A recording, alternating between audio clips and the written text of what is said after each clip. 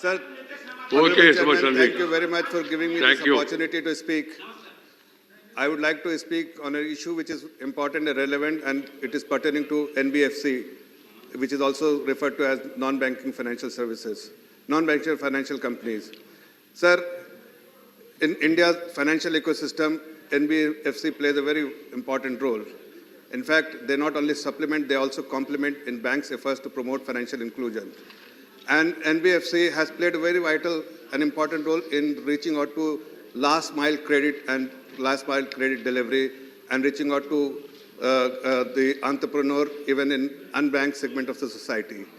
Today, I think that NBFC is struggling purely because the RBI has issued certain guidelines post-COVID where they have addressed the problem faced by NBFC on asset side, but the liability side problems have not been addressed by those circular which has come out, which RBI had issued in September and on August 2020.